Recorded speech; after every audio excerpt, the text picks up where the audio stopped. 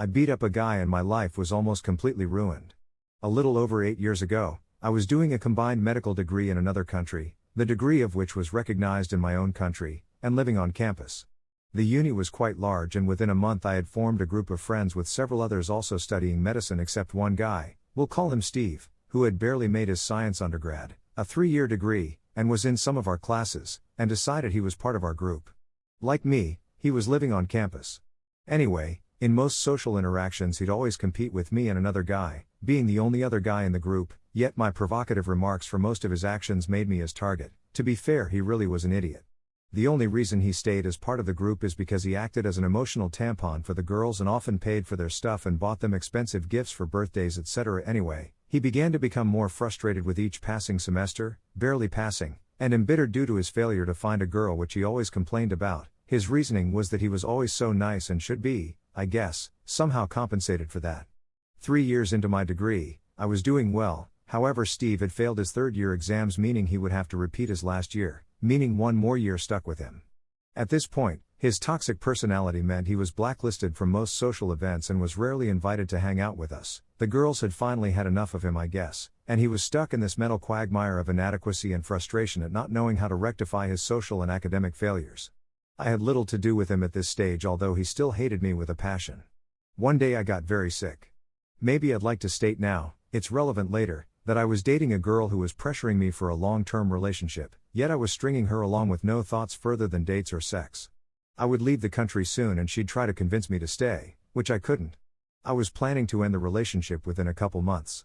During my intense sickness, Steve decided he'd report to the uni that I overdosed on hard drugs, which resulted in the police being called and me being dragged over the city with a splitting headache and sore body to the police headquarters to do a drug test. The machine was malfunctioning, so the officer made me stay the night there, which I didn't know at the time was illegal, resulting in me getting more sick, vomiting, diarrhea, etc., in a cell. It was shit. The next day the machine was fixed and the tests were negative, obviously, and I was free to go. I was on the other side of a large city though, with no money, phone or anything. Had to call my girl from the police phone to pick me up. I found out a week later Steve was the one who had reported me. I waited about 6 months, avoiding Steve and letting this blow over as well as observing him. He came back every Friday night from a nearby club, drunk, at about 2 a.m. to the dorms. The girl I was dating knocked on my room door about twice a week for you know what. I made sure to wait for a week where she'd come over on a Thursday, so she wouldn't come over the next day, Friday. Anyway, I locked my door but opened my window, which I could climb into from the outside. I was on ground floor. Dressed in all black, I waited on a bench on the road that Steve used to walk to the dorms. When he came past, I proceeded to beat the crap out of him. I placed his unconscious body on the bench and ran back to the dorms, hid the clothes underneath my cupboard and went to sleep. Nobody saw Steve the next few days, but soon he returned to uni from the hospital. I thought I hadn't beaten him that hard. He was drunk and I'd stopped when he was unconscious.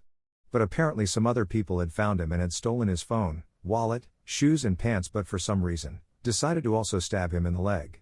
At that point I was a bit scared because if I got caught, I would obviously have been thought to have done all of that. I disposed of the clothes a month later. This is the end of my confession, but it gets more interesting. 2 months later, I hadn't been caught and Steve was still angry, trying to get to the bottom of things. I was looking for a chance to break up with this girl because she was telling her family about me and was organizing for me to meet them, but for some reason I waited a bit longer to end things. Either way, I wasn't staying in this country. She knocked on my door one morning and said we needed to talk. I thought here we go again and I'd have to tell her I like taking things slow. I'm not ready to take our relationship to the next step, etc. I thought that maybe this would be the right time to break up with her. However, she said none of that. She told me she knocked on my door one Friday night 2 months ago. I won't go into details because you know what the conversation was like, but she had decided not to report my absence that night because she loved me. Long story short, I went to her family dinner because I needed her to keep that secret and stayed with her for the next 2 years just because of that. After the degree I got on the first plane back to my country. No regrets.